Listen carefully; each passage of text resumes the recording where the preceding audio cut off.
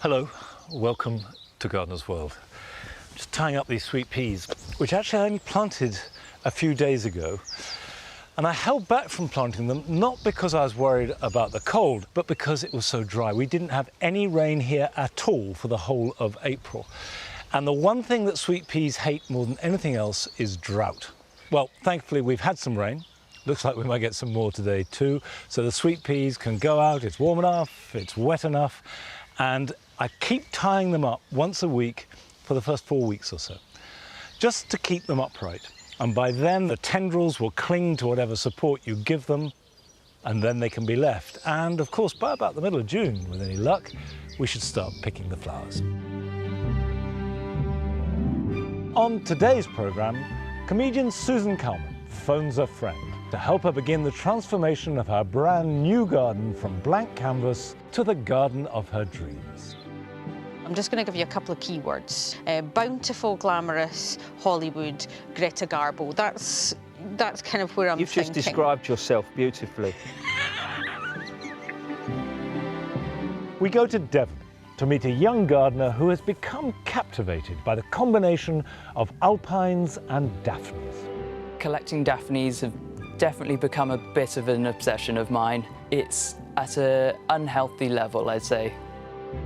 And I shall be dividing, repotting, and also planting out an agapanthus.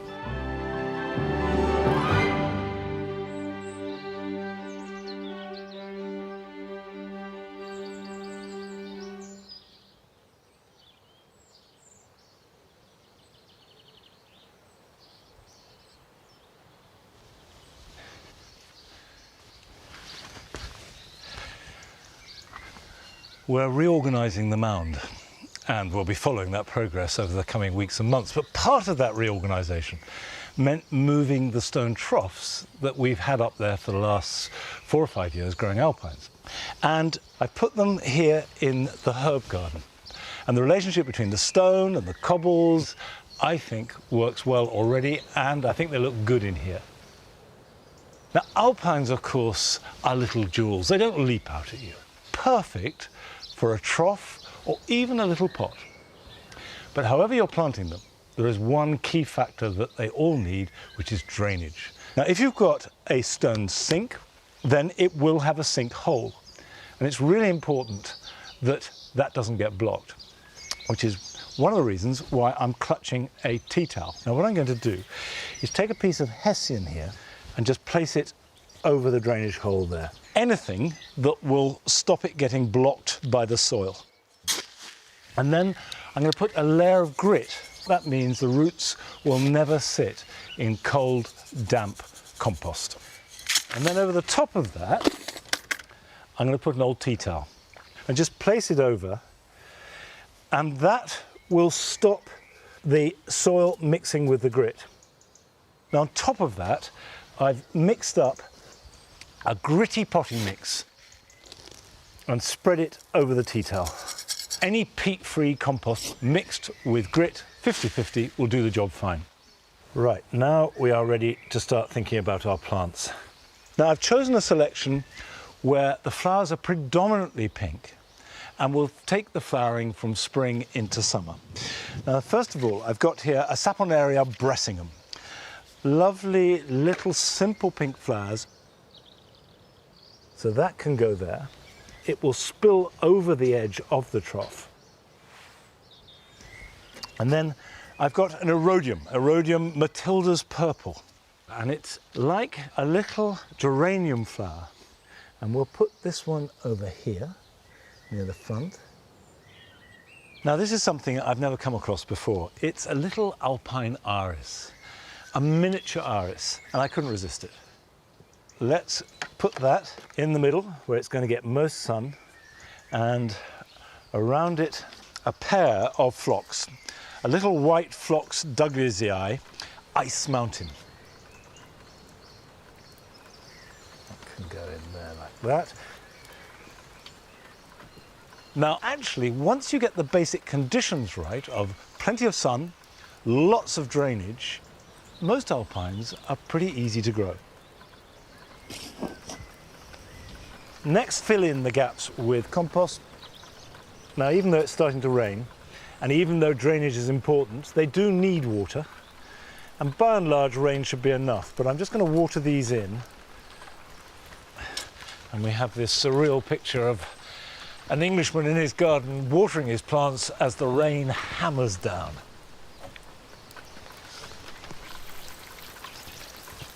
And that should, if I've got it right, drain well and quickly. And then I can dress it.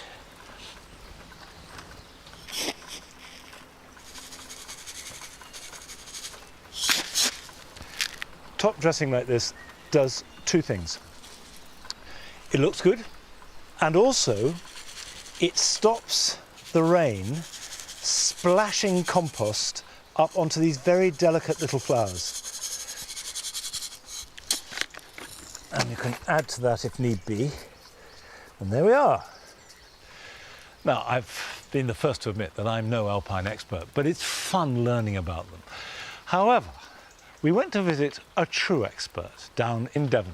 His name is David Carver. And despite his youthful years, he has already created a fascinating collection of alpines of all kinds. The reason why I love alpine plants, they're so varied. Everyone sees an alpine plant as plants that grow above the tree line, but you also get woodland plants. They come in all shapes and sizes, and at times you might not always notice them. They could be hidden away in crevices or under other plants. They're some of the prettiest plants you could ever find. They're definitely small plants in the big plant world. My name's David, I'm 24 years old. I live on the edge of Dartmoor, and this is my alpine heaven. My parents owned a plant nursery, and I've been surrounded by plants my whole life. There wasn't a time that I wasn't helping in the plant nursery or growing something in the garden. You would just lose a whole day playing around out in the muck and getting hosed down at the end of the day.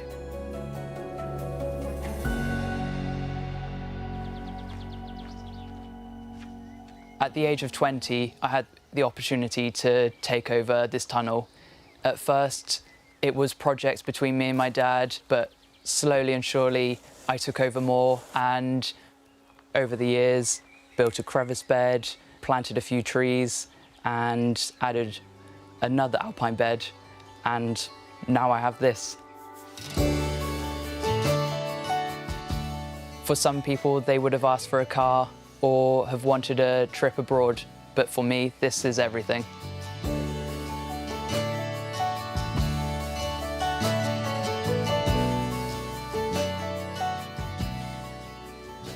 There's a huge array of plants in this tunnel. There's succulents, small shrubs, alpines, but my truest passion out of all of them has got to be Daphnes.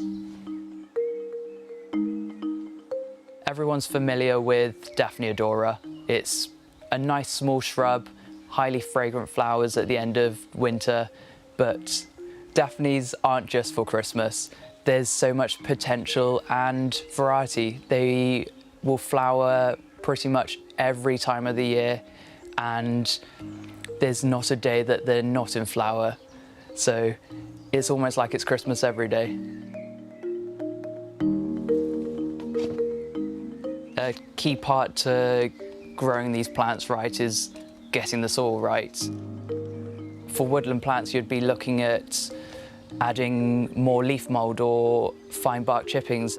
And then for plants that you'd find on mountains, you would definitely look at having a huge rate of sharp sand, grits, and keeping it really quite harsh.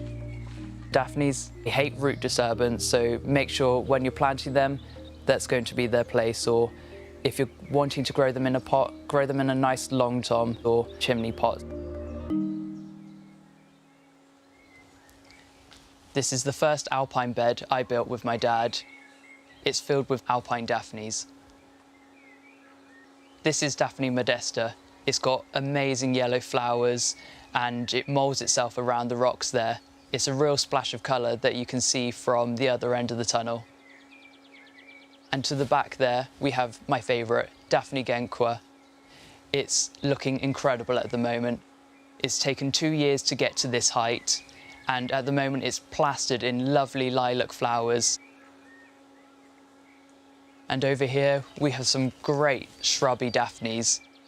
Daphne tangutica has beautiful fragrant flowers, first starting as pink and then opening to white.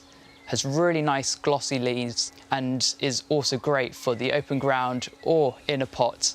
You don't need cover or protection. It's a great place to start. Being in this space, you're caught by so many different colours and you're surrounded by bees and birds, and the scent from the Daphnes can be overbearing. In the height of summer, I can only spend probably 30 minutes at times without getting a headache. It's beautiful. Collecting Daphnes have definitely become a bit of an obsession of mine. I currently grow 33 species and a whole load of hybrids. It's at an unhealthy level, I'd say. I'm constantly on the hunt for new and exciting Daphnes. One plant that I'm trying to find, which is a Daphne that my dad created and named after my mum. It's called Daphne Alison Carver. He can't quite remember what it looks like, and I'm constantly trying to look through databases, and so far no luck. So if there is anyone out there that has a very old plant of Alison Carver, I would love to possibly swap plant material or trade a few of my plants for this one. I would be very grateful. Having the space to grow and build a passion that I love has definitely built me as a person, where I was once quite shy, but I have now built something that I am so proud of, and now I just want to share it with everyone.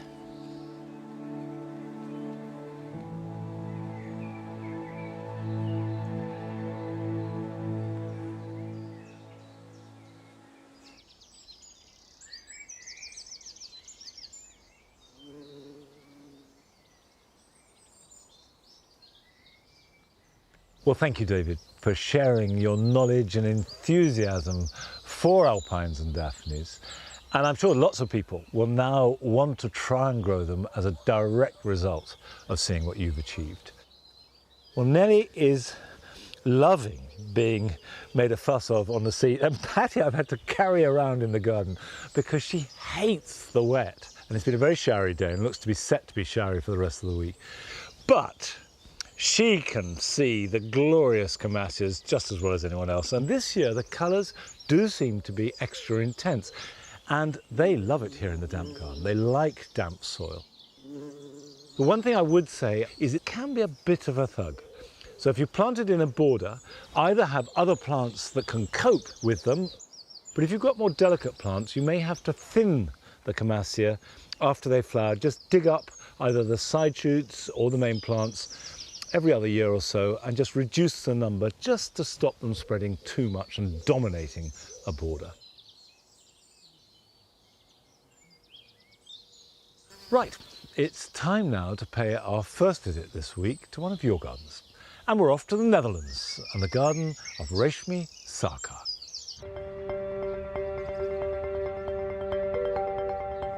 Hi everyone, welcome to our 2-meter square balcony garden in Amsterdam.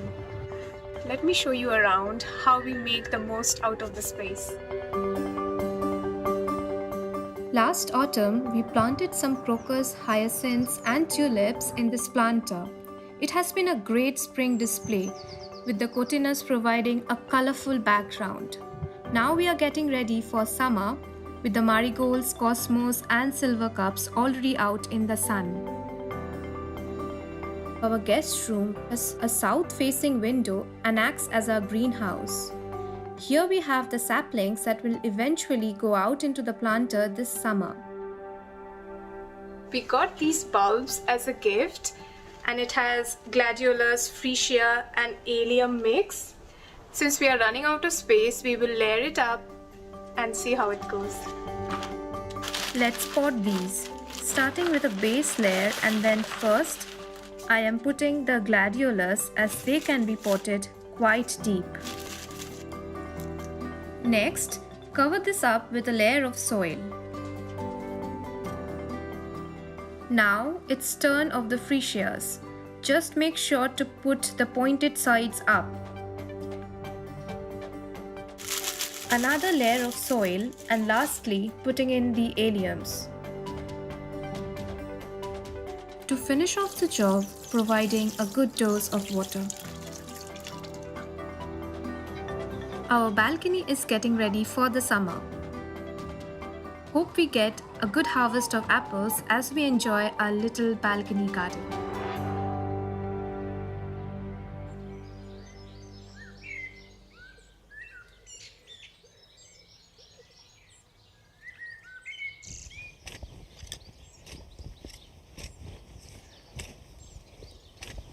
I love the thought of Reshmi growing apples on her balcony, and the blossom looked fantastic.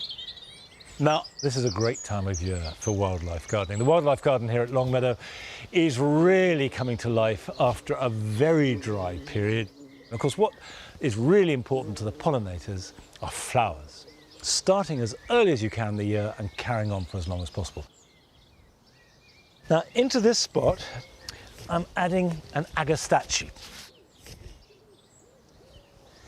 This is Agastache blackadder. And Agastache is one of the favourite plants for bees. It has these spires of flowers, rich purple, from midsummer right into early autumn. Give it some sunshine, reasonable soil, and that will be a magnet for the bees. But back here, I've got a bit of space, and I'm going to put something in rather taller. And that is a hollyhock. Now, hollyhocks are fantastic for insects. Nice, open, big flowers. But if you are going to buy hollyhocks, particularly to encourage wildlife, do buy singles rather than doubles. And that means that each flower is a simple saucer-shaped flower rather than with convoluted petals, because many insects, including honeybees, find it difficult to access the pollen and nectar from complicated flower heads. Hollyhocks do best with a bit of good drainage and plenty of sunshine. The third plant I'm adding in here is wild clary, which is a native salvia. And it's shorter than the other two, but has lovely blue spikes of flower, and is another that is an absolute favourite for honeybees. So that will grow about 12 inches tall. It's not a big plant, so it wants to be near the front of a border. As much sunshine as you can.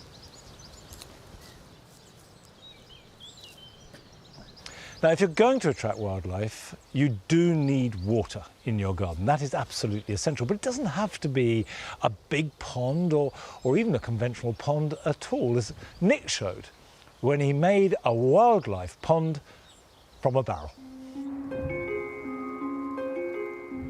In the last century, nearly 70% of ponds have been lost from the UK countryside, meaning garden ponds have an increased importance for wildlife.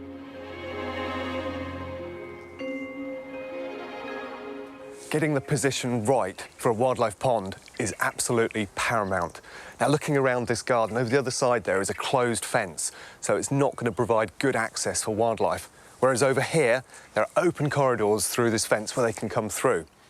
This is also a great spot. It's partially shaded, and ideally you'd be looking for about 50-50 light and shade.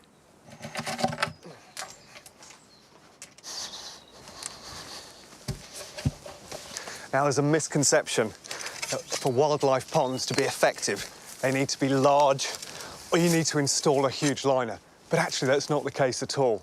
I'm going to be using this old barrel to plunge into the ground just here, but it worked just as effectively placed on top of a patio. In fact, size really doesn't matter. You could even use something as small as an old washing up bowl, and you still attract wildlife into the garden.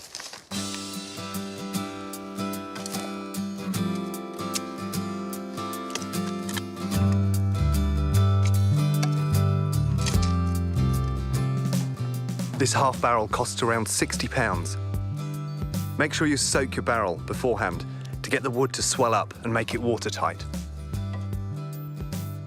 The barrel's totally secure now, completely level, so it's time to think about the needs of the plants. They all want to be at slightly different heights.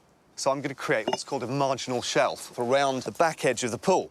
And the great thing about using bricks with holes in them means that you create extra habitats for wildlife to hide away in.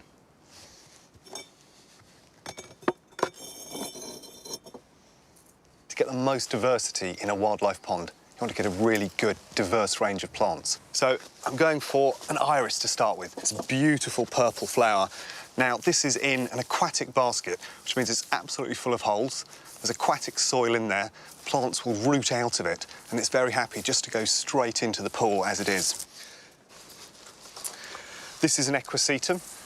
Stays evergreen year-round. Also really useful for so many wildlife species which will lay eggs and larvae on the base. Now I'm going to use this. This is Carex pendula. It's a transitional plant that can grow both as a marginal and as a woodlander. So I'm going to put this here and then plant some more on the far side so it transitions out of the pool. And the water spearmint is the final of the marginals, and it will slowly work its way across the surface of the pool, providing that essential shade, but also foraging areas for lots of insects that like to swim around and feed in the foliage.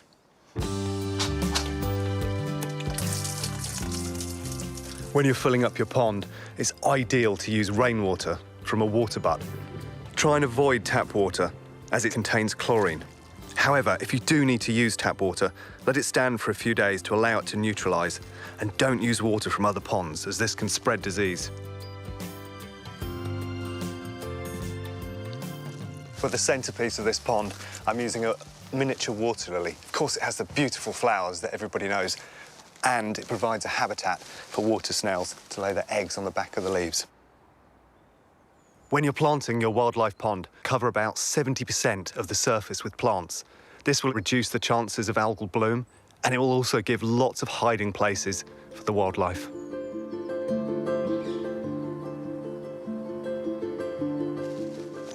Now all the planting's done in the pond, it's worth thinking about the peripheries. So I'm going to use rocks for a wildlife bridge, and then further plants around the back.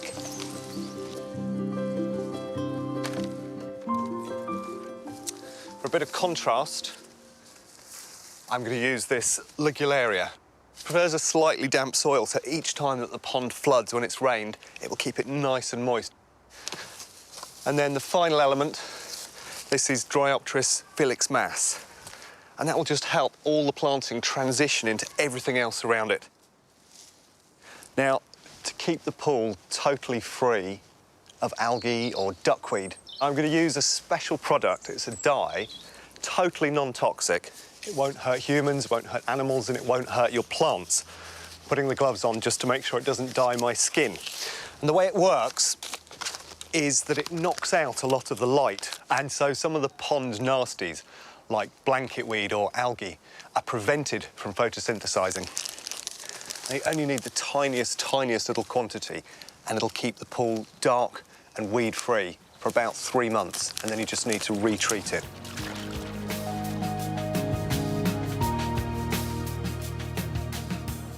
Wildlife ponds are a great way of getting kids involved with the garden, with nature and with wildlife.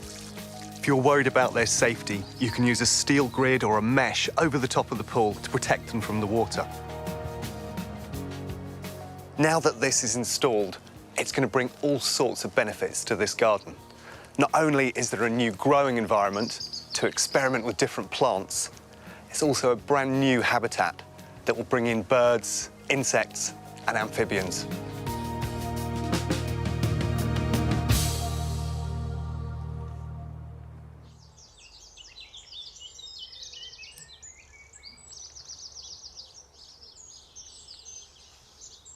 It never fails to astonish me that if you make a pond in your garden, within hours you will start to see damselflies and dragonflies. They come as if by magic. It works. It's the best thing you can do for wildlife in the garden. Now, in mid-March, in the first programme of this series, I sowed a couple of types of chilli. There was de Cayenne, which is a hot chilli. It's not desperately hot, but it's got a definite poke to it. And Padron, which is much best eaten green when it's not hot. And I suggested that some of you might like to grow them along with me. So we've sown the seed, we've pricked them out, and now we're ready to go to the next stage. Now you can see that actually they're very different. De Cayenne is much smaller than Padron, half the size, but you can also see with De Cayenne that if I take it carefully out the pot, that is not ready to be potted on. When you can see more soil than root, it means it's not really ready to move. So I'm going to put that carefully back in and leave these. However, if you look at Padron, you can see that we've got to the point where there is at least as much root as soil on show. So I am going to pot up the Padron now, and the De Cayenne, I will keep checking them, and they'll probably be ready in about 10 days. And these are my chili growing pots. And this is what, 20 to 25 centimeters diameter. If you have it too big, you tend to have more plant and less fruit. Too small and they're stunted. But this is perfect. Now, if you put the plant in so it's about the right height, so the plant is still in its plastic pot, and then fill compost around that. This is a peat-free potting compost, and I've added extra perlite for drainage. And then take it out like that. You've got a space where the pot was, and then you can just pop it back in. Hey presto. I will keep this in the greenhouse, water it daily, and then hopefully we'll start to get flowering, and then the fruits will form before very long. Now, still to come on today's programme. We go to Glasgow to see comedian Susan Calman get cracking on her brand new garden with a little help from a long-distance friend. Do you think you could just give me the two biggest measurements? Yeah, watch this. It's like Chariots of Fire. It's the most graceful thing you'll have ever seen in your entire life. Hold on a second. And we have another chance to visit the garden of the ecologist and urban landscaper, Professor James Hitchmore, who uses his own garden as a test bed for his planting experiments. But first we go to Barnsley to join Johnny and his brother, who have a brilliant idea for growing strawberries. This is me and my brother Louis. And this is our lovely garden. The main reason why we are here is that our slugs keep on eating our lovely strawberries. So that's why our beautiful dad came up with an idea of having something called the strawberry wall. It's made from recycled reinforced metal mesh. Dad has just tied this to the wall with some wire here. We're using some wire which has been cut by wire cutters. Then all we do is get one of these and you put this here just so we can just balance gently on the strawberry wall. And then what I do is just push that in until it's secure, and then voila, you can't go anywhere. Ta-da! We have finished our strawberry wall. The strawberry wall has a lot of advantages. The first one is, like I say, it's a lot of space, and the other ones are that the snails and slugs can't get to them. But the only way they can get to them is climb up or swim the frog-infested pond. Da, da, da. And the last trick is, it saves water.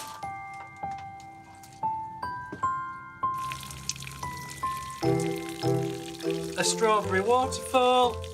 Yay! Say goodbye. Bye! Bye!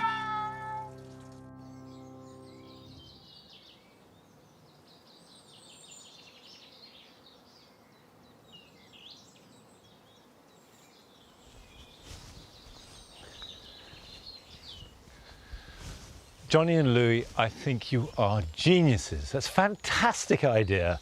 And I can see households all across the country immediately copying it. There will be strawberry walls and strawberry waterfalls right across the land. My own strawberries are actually growing in an old cattle trough this year.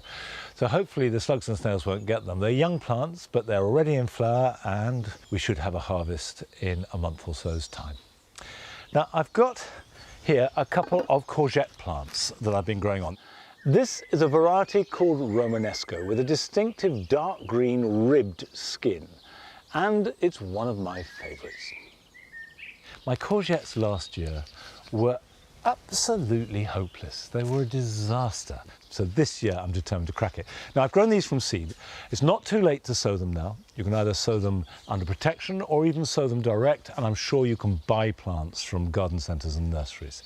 So I'm going to plant one in the middle there and one there, and that's about the sort of spacing you need. About a metre between plants. By giving them more space, they're going to get more goodness, the roots will spread wider, and the plants will be healthier, and there will be more fruits. These are plants that love sunshine, heat, lots of water to drink, and lots of rich goodness. Now, the best way to give them the goodness that they love is by adding compost. And this raised bed has been mulched thickly with garden compost, and that is the best thing that any plant could possibly have. You don't need to start feeding these in the ground. When you plant them, and you can see this is ready for planting out. It wasn't ready any earlier. This is about right. You always want to see the roots on the outside of the pot. Don't bury them any deeper, but make a little saucer shape in the soil like that, and then plant it at the bottom of it. And that means that when you water, effectively you're filling that saucer with water, so you get more water into the ground. And I only will water these if it hasn't rained for about 5 or 6 days.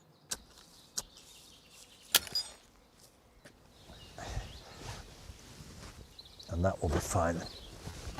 There we go.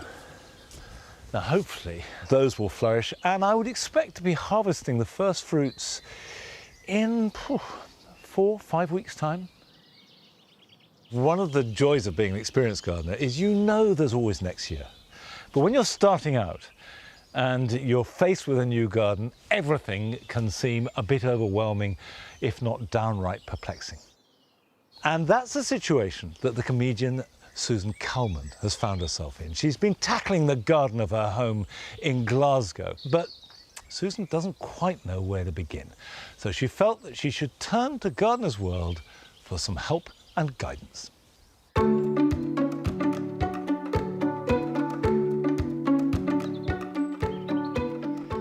Hello Gardener's World, I'm so excited to have you here in sunny Glasgow. Honestly, the weather's always like this. Let me tell you where we are. I bought this house about 4.5 years ago with my wife, and we're in the front garden. Lots of lovely mature trees and shrubs and bushes. I don't know what they all are, but they're very, very beautiful. But it's the back garden. That's where the transformation's really happening. So here we are. It's quite difficult to describe just how different the garden is from what it was before, because until 3 weeks ago we didn't have a garden at all. So this area was all gravel. There was no grass at all. We had the grass laid. We demolished the whole thing, 37 tonnes of soil delivered. And just last week I went to the garden centre, as many people do, and bought some plants. Now the issue is, I'm not an expert gardener. I'm not really a novice gardener. If there's a level below novice, that's what I am. But I have something that is the envy of people across the country. I have a hotline to Gardener's World, to the lovely Adam Frost. So what I'm going to do is I'm going to give Adam a call, and I'm going to see if he can help me with this blank canvas with some hints and tips. It is so exciting. It is like having the phone number of Beyoncé. Hi Adam, it's Susan here. Hello, how are you? I'm really good, thank you. But what have you been up to?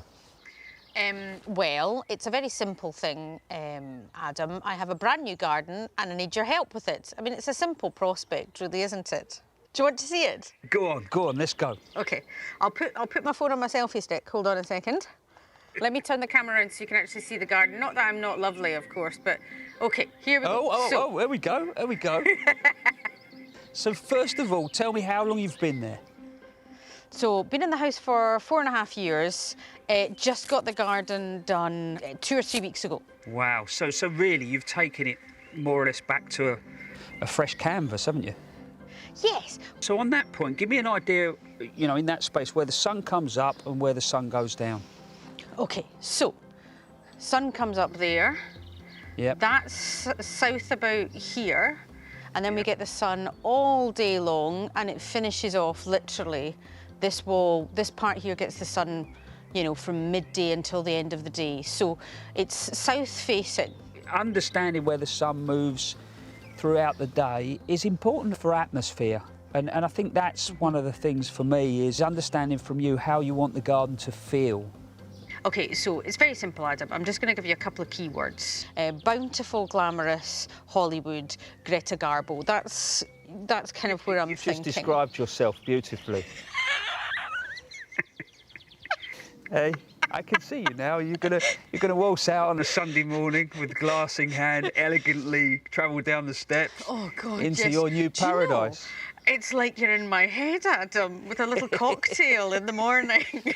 Brilliant. Do you think you could just give me the 2 biggest measurements, even if it's just walking across the garden? OK. I have a feeling I'm being set up. No, you're not. I am being serious. Seriously, anybody that's going to create their garden, understanding the size of the space, I mean, I would say to you that probably better off really measuring it and getting it on a piece of paper. 15 Kalman strides. That way. Right, cool. And then across the garden? Yeah, watch this. It's like Chariots of Fire. It's the most graceful thing you'll have ever seen in your entire life. Hold on a second. 17, 18, 19, 20. So 20 Kalman strides. What I like straight away is the L, because it gives you that opportunity to actually create a little bit of sort of mystery, tension and surprise, you know. You can have hidden areas. I would love that. A garden full of mystery and tension. That's the dream. That's the dream. So it does look like you've been busy, Susan. And I suppose the first thing that we really need to understand is what soil you've got in your garden.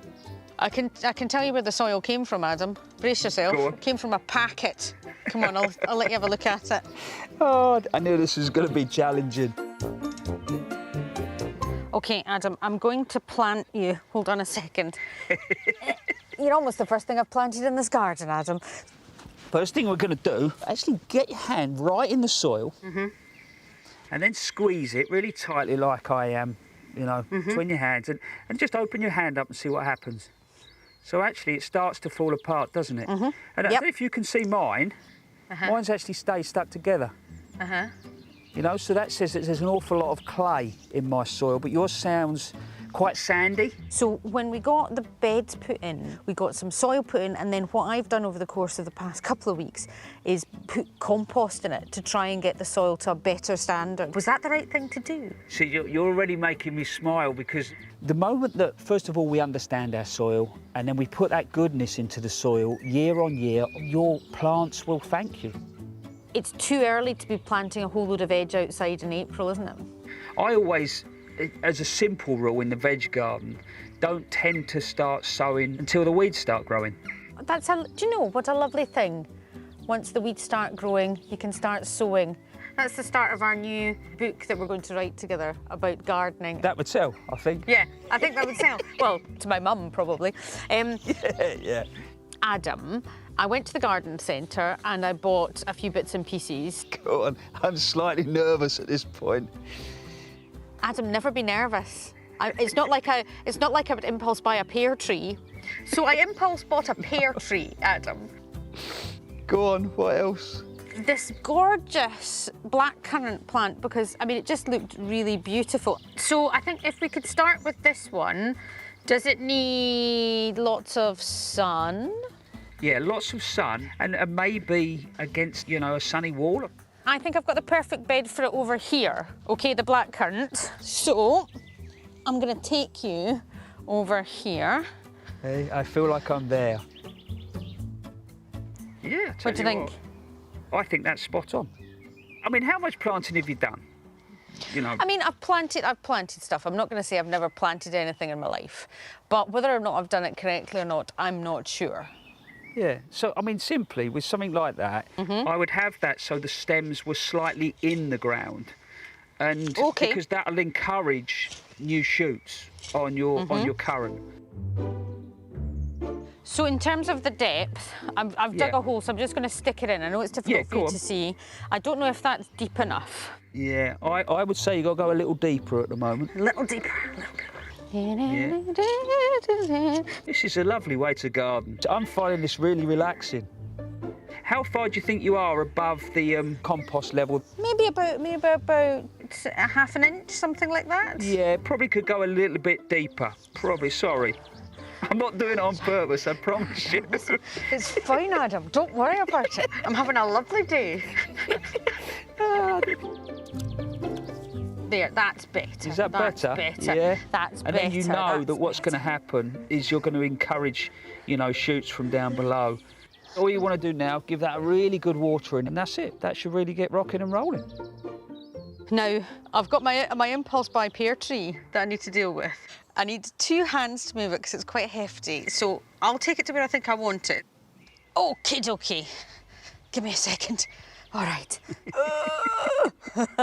Let me show you, Adam, where I was thinking of putting the pear tree. So come away a little bit so I can see the wider landscape. 5 years' time, 6 years' time, that tree's really started to grow on. How do you think that's going to connect to the trees around you? I think it'll meld into one. It'll put our garden into their garden. I think it'll be beautiful. Can you see the hedge that runs along? Yeah. What I've done is I've chosen trees that will fit the voids and connect with the trees behind. And I think that's, for me, one of the things, you know, especially in town spaces, you know, a lot of us worry about being overlooked and we worry about privacy, but sometimes there's some great things as well in other people's gardens that we can bring into our own. I can't thank you enough for this because honestly, it's quite an intimidating thing starting off in the garden and you've been an absolute delight. So thank you so much. No, bless you. But you remember what I said, you know, it's just about getting your hands in the soil and putting a smile on your face, all right? Oh, that's the second chapter of our inspirational book about gardening. You just look after yourself. You too, my darling. See you soon. Bye.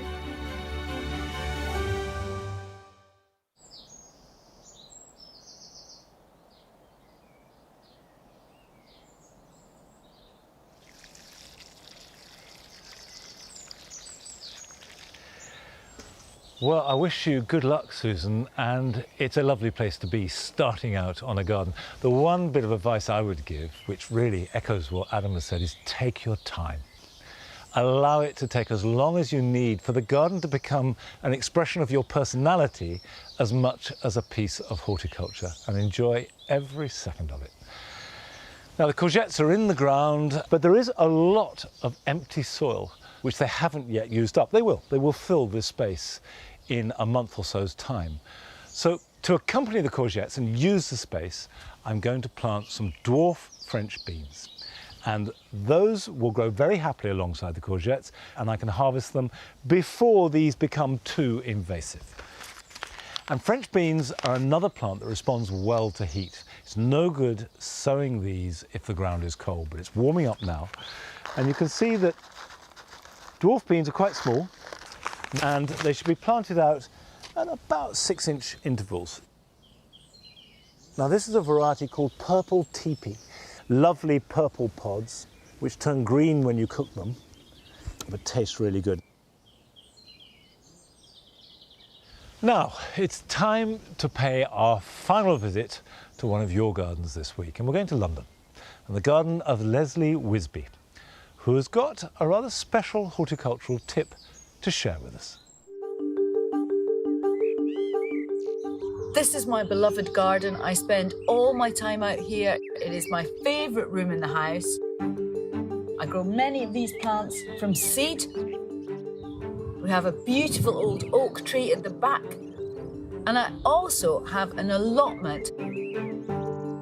But you know, there's not really the right place anywhere in this garden for a greenhouse, and we're not allowed them on the allotment. So I have one top tip for anyone wanting to grow their own plants from seed. And that is find a tolerant partner, because this is my conservatory. And as you can see, there's maybe a slight space for my husband and I.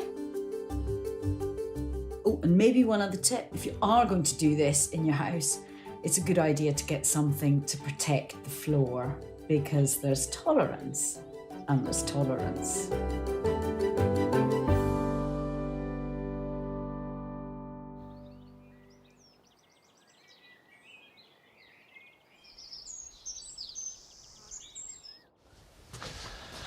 Very good gardening advice there, Leslie. It's hard enough battling the weather without battling the person you share your life or your house with. Now, I would stress we love getting your films, so please share them with us and then we can all enjoy them. If you go to our website, you'll get all the details you need to send us your films, and we look forward to seeing them. Now, I've got here two different types of agapanthus. This is an evergreen kind with white flowers, which keeps its leaves right through winter. And this is a deciduous agapanthus. It's got lovely, rich blue flowers. And this is the new growth that has all appeared in the last few weeks. But it's been in this pot a long time, and it's time to pot it on. Now, getting it out of the pot might be a lot easier to say than to do, so bear with me as I struggle.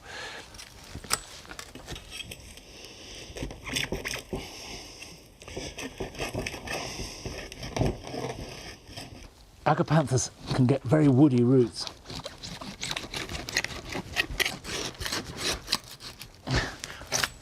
Right, let's try, see if that's worked at all.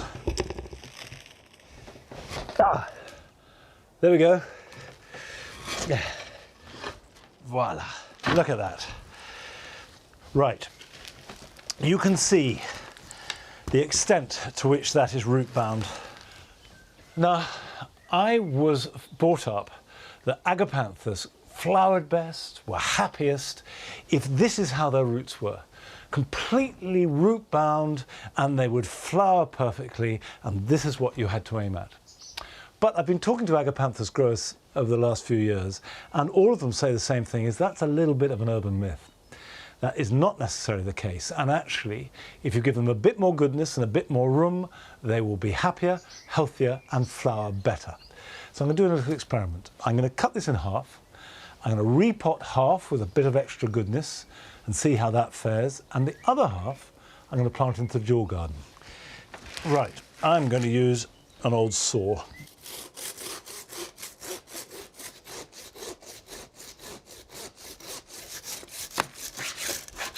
There we go.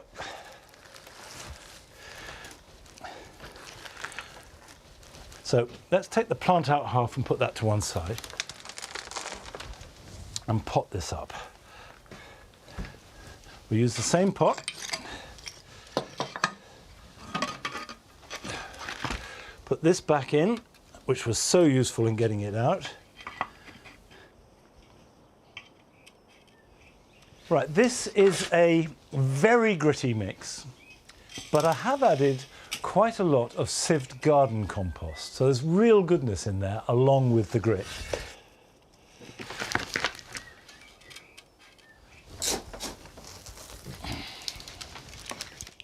When you're potting like this, use your fingers just to work the compost down so that there's good contact with the roots. If you are going to divide up your agapanthus, this is a good window at the point where they've started to grow, but before they're growing too much. If you leave it too long, they can go into shock, and that will result in no flowers this year. So if you have any chance, this is something to do over the next week or two at the most. Now, I will water that, and the other half, which I've got here, I will pop into this bucket for the moment, take this and plant it in the jewel garden.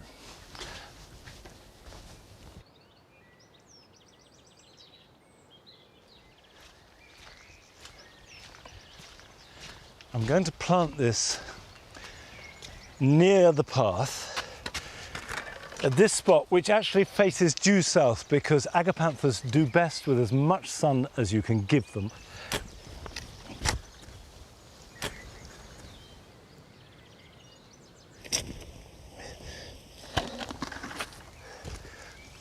So really we need to see how this half, which has a huge amount of really rich soil, will that just be all foliage and no flowers, or will that flower well the first year?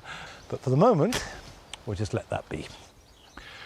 Now we've got a chance to revisit the garden of Professor James Hitchmore. Professor Hitchmore has been one of the pioneers of the style of planting which we saw so brilliantly at the Olympic Park, which used great swathes of plants, often using grasses to great effect, which is both very beautiful and great for biodiversity and sustainability. And his own garden is no exception.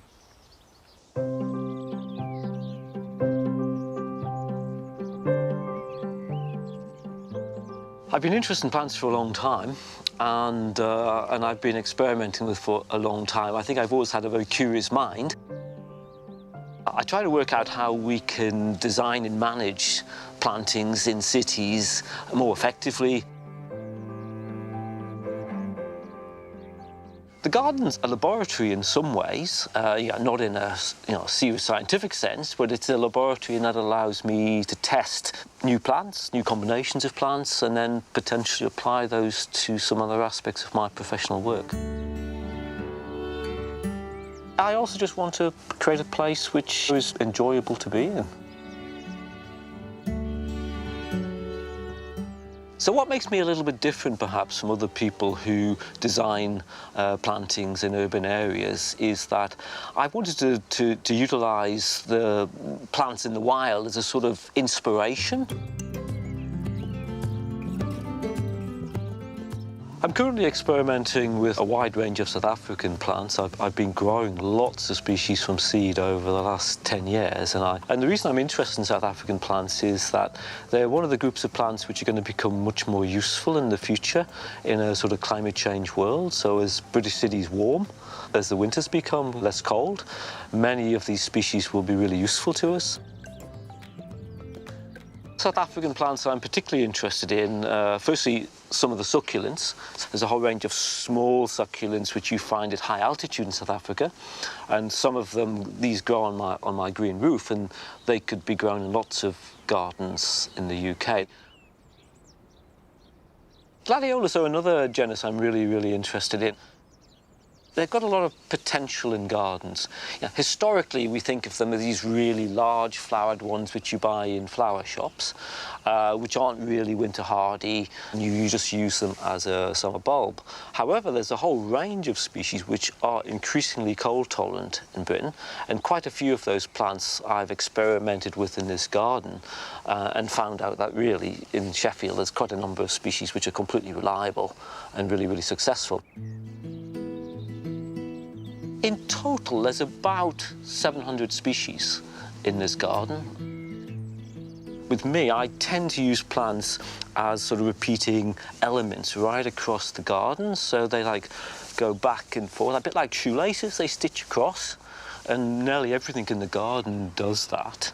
And that just creates a different visual, because when that one thing flowers, there's normally quite a few of them, and they are present across the whole space. And that tends to generate a much more of a dramatic feel than you would otherwise get.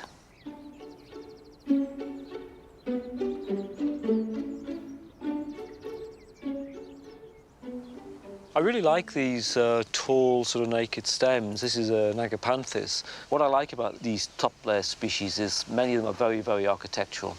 And this is something you see a lot in the wild, in a lot of plant communities. These naked stems punching through.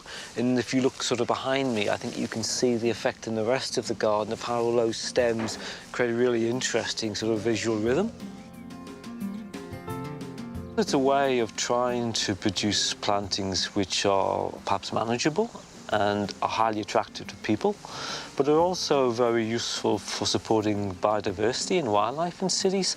The challenges from the 21st century, as we become perhaps more urban, more dense, is how do we produce landscapes which can do all three of those things? And so this is one of the many possibilities in which how these things could come to pass.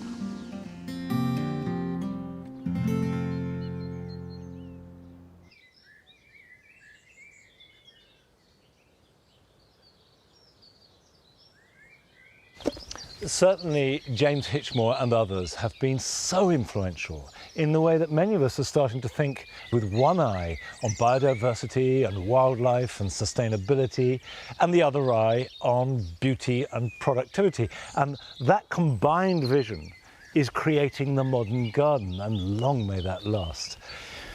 Now, throughout the month of April, I hardly had to do any weeding at all. It was so dry and cold the weeds didn't grow. But my big tip to anybody trying to grow vegetables is keep on top of the weeds. In wet weather like it has been today, you won't be able to hoe because the roots will stick to the soil, so you have to hand weed. But that's all right, it's not a bad idea, and the soil is nice and light and fluffy. So keep on top of your weeds, and that'll save you a lot of time and trouble. Right, I promise not to lecture you anymore, but here are some jobs you can do this weekend.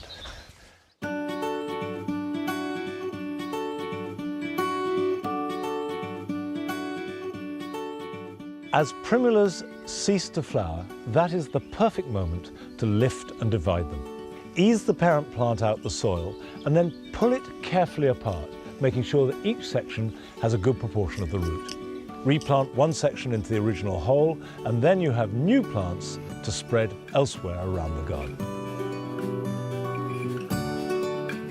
As you start to see the emerging foliage of potato plants, this is the moment to earth them up. If you're growing them in ridges, you draw the soil up over them. Or if you're in a raised bed, like mine are, simply put a layer of a material over the top. I'm using compost, but you could use grass clippings or straw. Anything that will protect them from frost and also obscure light from any tubers near the surface. Now is the moment to sow biennials, such as foxgloves, wallflowers or sweet william. Sprinkle the seed thinly onto compost, cover them over, water them well and put them somewhere sheltered to germinate. And when the seedlings are large enough to handle, they can be pricked out and grown on, ready to be planted out in the autumn.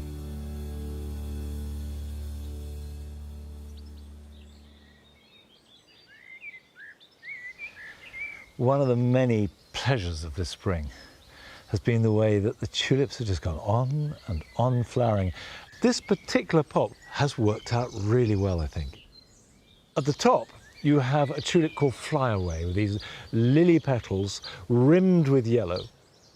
And then the mid layer is a tulip called Purple Lady, which has got a good goblet form. And beneath that, I've got a parrot version of Princess Irene, which has got orange flowers streaked with green and purple and pink. Well, that's it for this week. But I will be back here at Longmeadow at 9 o'clock next Friday. So join us all then. Bye-bye.